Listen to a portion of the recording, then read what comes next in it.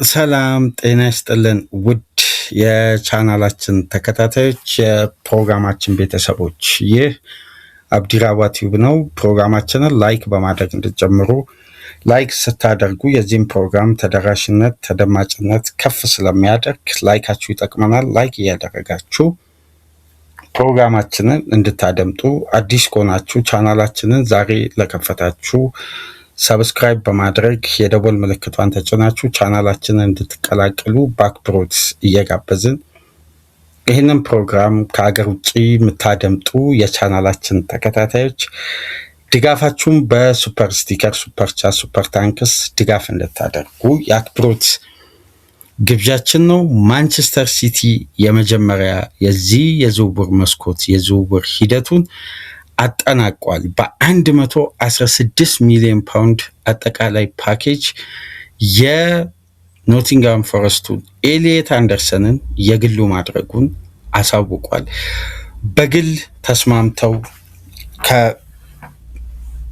ከሳምንት በፊት ድርድሩ የተጀመረው በሁለቱ ወገኖች መካከል ለተወሰኑ ጊዜያት ሰንብቶ ቆይቶ ድርድሮች እንግዲህ በላቀ ደረጃ ተጉዘው በስተመጨረሻ መቋጫ ተገኝቶላቸው በ116 ሚሊዮን ፓውንድ ፊክስድ ፊ ምንም አይነት አድቫንስ በሌለው ክፍያ ማንቸስተር ሲቲ የመጀመር ተጫዋቹን በክለቡ ሪከርድ ከጃክ ግሪሊሽ ቀጥሎ ትልቁን ክፍያ በመክፈል የማንቸስተር ሲቲ የዝውውር ሪከርድ ተሰብሮ ኤሊየት አንደርሰን እንግሊዛዊውን የኖቲንግሃም ፎረስቱን አማካይ የግላቸው ለማድረግ እንግዲህ የመጀመሪያ ፎርማል ስቴፕ ሜዲካሉን ዛሬ በይፋ ያጠናቅቃል። ከዛም በኋላ ኦፊሻል ኮንፈርሜሽኑ በክለቡ በኩል የሚታወቅ ይሆናል። አሁን ግን ሁሉም ቅድመ ሁኔታ ከኖቲንግሃም ፎረስት ጋር ተጠናቋል። ስምምነት ላይ ተደርሷል። ማንቸስተር ሲቲ የመጀመሪያ ፈራሚውን አውቋል ማለት ነው። ነገር ግን ይሄ መረጃ በተወሰነ መልኩ ውዝግብ ፈጥሮ ነበር። እንደተመለከታችሁት መጀመሪያ በብሪቲሽ ሪከርድ 130 ሚሊዮን ፓውንድ ፈረመ ተባለ፣ በብሪቲሽ ሪከርድ። ግን ከዛም በኋላ ከማንቸስተር ሲቲ ሶርሶች በታወቀ መረጃ ከሆነ ደግሞ 116 ሚሊዮን ፓውንድ ፊክስድ ፊ ነው፣ ምንም አዶንስ የለውም። በቃ 116 ሚሊዮን ፓውንድ በ6 ዓመት የኮንትራት ሂደት ተቆራርጦ የሚከፈል የክፍያ ስርዓት ተስማምተው ሁለቱ ወገኖች አግሪመንት ላይ መድረሳቸው የማንቸስተር ሲቲ ውስጥ አዋቂዎች ደግሞ ይፋ አደረጉ። መጀመሪያ ግን ብሪቲሽ ሪከርድ የሚለው መረጃ የወጣው ከኖቲንግሃም ፎረስት ወገኖች በኩል ነው። ይህ መረጃ እንግዲህ በማንቸስተር ሲቲ ተወካዮች በኩል ውድቅ ተደርጎ 116 ሚሊዮን ፓውንድ መሆኑ ታውቋል። ከፍተኛ ክፍያ ነው እንግዲህ ለዚህ ተጫዋች ተከፍሎ የአማካይ ክፍል ሪከርድ ተሰብሮበት ዛሬ ላይ የማንቸስተር ሲቲ የኤንዞ ማሬስካ የመጀመሪያ ፈራሚ ነው። ምናልባት ኦፊሻል ኮንፈርሜሽኑ የሁለቱ ይሆናል በቀጣይ ቀናት፣ የኤሊየት አንደርሰን የኤንዞ ማሬስካ። ምክንያቱም ኤንዞ ማሬስካም ህጋዊ የሆነ የኮንትራት ማፍረሻ ኮምፐንሴሽኑ በማንቸስተር ሲቲ ለቼልሲ መክፈል ያለበት 20 ሚሊዮን ዩሮ ወይም 17 ሚሊዮን ፓውንድ አለ። ያንን ህጋዊ በሆነ መንገድ ሲቲዎች ከፍለው እያጠናቀቁ እንደሆነ ከትናንት በስቲያ የሚወጡ መረጃዎች በስፋት ሲያሳዩ ነበር። በቀጣይ የስራ ቀን ማለት ዛሬ አርብ እነዚህ ሂደቶች ይጠናቀቃሉ ተብሎ ይጠበቃሉ። ማንቸስተር ሲቲ ግን የፕሪሚየር ሊጉን ያለፈው የውድድር ዓመት ምርጡን አማካይ በይፋ የግላቸው አድርገዋል። ይሄ ለሲቲ ትልቅ የአማካይ ክፍል ለውጥ ለማድረግ እንዳሰበ ቡድን ትልቅ ጉዳይ፣ ትልቅ መረጃ ነው። ትልቅ አቅም፣ ትልቅ ፓወር፣ ትልቅ የመደራደር አቅም፣ የሂጎ ቪዬና ፓወር የተስተዋለበት የዝውውር ሂደት ነው። ማንኛውንም ክለብ ከዚህ ዝውውር ሲቲዎች አውጥተው ነው ያሸነፉት። ማንቸስተር ፍላጎት ነበረው፣ ቼልሲ ፍላጎት ነበረው፣ አርሴናል የበለጠ ፍላጎት ነበረው። ግን ሲቲ ያቀረበውን ኦፈር ሌሎች ክለቦች ለመድፈር አልቻሉም ነበር። ማንቸስተር ሲቲ ግን ኦፊሻሊ ተጫዋች የግለው አድርጓል። በነገራችን ላይ እንደምታውቁት በተጠናቀቀው የውድድር ዓመት በሊጉ ከፍተኛ ኳስን መንካት የቻለው ተጫዋች ኤሊየት አንደርሰን ነው። 3300 ኳሶችን ከቫንዳይክ በመብለጥ በተመሳሳይ ደግሞ በፕሪሚየር ሊጉ ሪከርድ የሰበረው 306 ፖሴሽኖችን በማሸነፍ ሪከርድ ነው። በነገራችን ላይ ይሄ በአንድ ሲዝን 306 ፖሴሽኖችን በማሸነፍ ሪከርድ የሰበረውን አማካይ ማንቸስተር ሲቲ በአዲሱ የአማካይ ክፍል ግንባታ ይሄን የመሰለ ምርጥ የፕሪሚየር ሊጉን አማካይ በስተመጨረሻም የግላቸው ማድረጋቸው ተረጋግጧል፣ ታውቋል፣ ከስምምነት ላይ ደርሰዋል።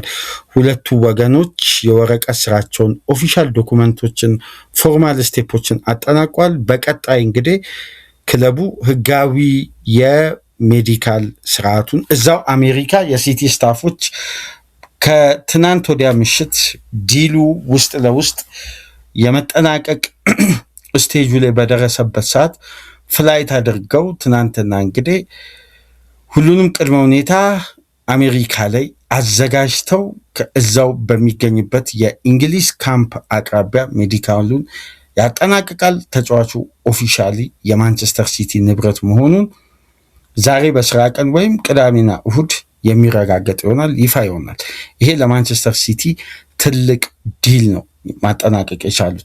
በነገራችን ላይ ማንቸስተር ሲቲ ኤሌት አንደርሰንን አስፈረመ ማለት ሳንድሮ ቶናሊ ላይ ያለው ፍላጎት ያበቃል ወይም የአማካይ ክፍሉ ላይ ያለው ኢንቨስትመንት ያቆማል ማለት አይደለም። ማንቸስተር ሲቲ በፍጥነት የኤሌት አንደርሰንን ዝውውር ያጠናቀቀበት ምክንያት ዝውውሩ ሃይጃክ ይደረግብኛል በሚል ስጋት አይደለም። የቶናሊ ዝውውር ላይ የቶትናም አቋም እጅጉን ሲሪየስ መሆኑን ተከትሎ ይሄን ዝውውር አጠናቆ በቀጣይ ቶናሊን ለማስፈረም ነው። በነገራችን ላይ አሁን በቀጣይ ቀናት በደንብ የምናደምጠው መረጃ ይሆናል። ሲቲ የቶትናምን የዝውውር ሂደት ሃይጃክ የማድረግ አቅም አለው። ምክንያቱም ኤሌት አንደርሰን የማንቸስተር ሲቲ ፕሮጀክትና የፔፕ ጋርዲዮላ ጥቆማና የአማካይ ክፍሉ ግንባታ ወይም መሳሳት ወይም አማካይ ክፍሉ የማጠናከርና የመገንባት ፕላን ላይ የጀመረው የጋርዲዮላ ሂደት ነው። ኤሌት አንደርሰን የፈረመው ኤንዞ ማሬስካን በዚህ በጣም እጅጉን ደስተኛ ናቸው። ግን የኤንዞ ማሬስካ ደግሞ ፍላጎት ሳንድሮ ቶናሊ ያለ እዚህ የአማካይ ክፍል ላይ በተጨማሪ እንዲዘዋወር የሚፈልጉት ምክንያቱም ሮድሪ ለምሳሌ ኮንትራቱን ሊያራዝም ይችላል። ግን በዘላቂነት የማገልገልን አቅም ላይ ጥያቄ ያላቸው ሲቲዎች የፈለገ የሮድሪ ብቃት በማንቸስተር ሲቲ ቤት አስተማማኝ ቢሆን አሁን ዳግም ያንን የቀድሞን ሮድሪ ዳግም የማግኘት እድሉ ላይ ወይም ወደዛ ብቃቱ ላይ የመመለስ አቅሙን በጣም ሲቲዎች በትኩረት ይመለከታሉ። ሁለተኛው ነጥብ ቲጃኒ ራይንደርስ፣ ማቴዎ ኮቫቺች እንዲሁም የለቀቀው በርናንዶ ሲልቫ አለ። ሁለቱ አማካዮች የመልቀቃቸው እድል በጣም ሰፊ ነው። ይቅርታ ኒኮ ጎንዛሌስ፣ ቲጃኒ ራይንደርስ፣ ኒኮ ጎንዛሌስ፣ ማቴዎ ኮቫቺችን ሲቲ የአማካይ ክፍሉን የማደስ ፕላን በኤሌት አንደርሰን ብቻ የሚቆም አይደለም፣ ይቀጥላል። ቀጣዩ ታርጌት ሳንድሮ ቶናሊ ነው። ቶናሊን ሲቲ ሊጠልፍ የሚችልበት እድል ግን በጣም ሰፊ ነው። አድማጮች ይህን ፕሮግራም የምታደምጡ የማንቸስተር ሲቲ ደጋፊዎችም የእግር ኳስ ቤተሰብ ሲቲ ኤሌት አንደርሰንን አስፈርሞ ብቻ የአማካይ ክፍሉን ግንባታ አያቆም። በቀጥታ ሳንድሮ ቶናሊ ዝውውር ላይ መግባቱ የማይቀርሙ ምክንያቱም ይህን ተጫዋች ለማስፈረም ቀደም ብሎ በፈረንጆች ማርች ኤፕሪል ላይ በቀጥታ ዳይሬክት ኮንታክት በሂጎ ቬና አማካኝነት መጀመሩን እናስታውሳለን። የሲቲ ፍላጎት በቶናሊ ላይ ሲሪየስ መሆኑን እነ ፋብሪዚዮ ሮማኖ ደጋግመው ያነሳሉ። ሲቲን አትርሱ ይላሉ። አሁን ኤሌት አንደርሰንን አጠናቋል። ስለዚህ ቀጣይ ሁለተኛ አማካይ ክፍል ግንባታቸው ሳንድሮ ቶናሊ ሊሆን የሚችልበት እድል አለ። ይሄ ደግሞ የሲቲን የስራ ቅልጥፍናን የበለጠ ያለፉት ጊዜያት ስንመለከት ነበር። ከኤሌት አንደርሰን በቀጥታ ወደ ሳንድሮ ቶናሊ ሊዞሩ ይችላል። ሌላ የ100 ሚሊዮን ዩሮ አማካይ ሊሆን ይችላል ሳንድሮ ቶናሊ። ይሄን ጉዳይ ግን በትኩረት ተመልከቱ። ለማንኛውም የሲቲ ደጋፊዎች አዲሱ ፈራሚያችሁ ኤሌት አንደርሰን 116 ሚሊዮን ፓውንድ ወጥቶበት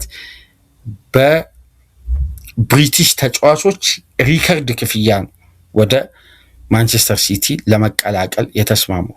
እጅጉን አስገራሚ የሲቲ የዝውውር ቅልጥፍና ይቀጥላል። ሲቲ ወደ ቶናሊ አብረን በጋራ የምንመለከት ይሆናል። ላይክ፣ ሼር፣ ሰብስክራይብ አድርጉ። ከሀገር ውጭ የምታደምጡ በሱፐር ስቲከር፣ በሱፐር ቻት፣ በሱፐር ታንክስ ድጋፍ አድርጉ። በሌላ ፕሮግራም ተመልሰን እንመጣለን። ሰላም ቆዩ።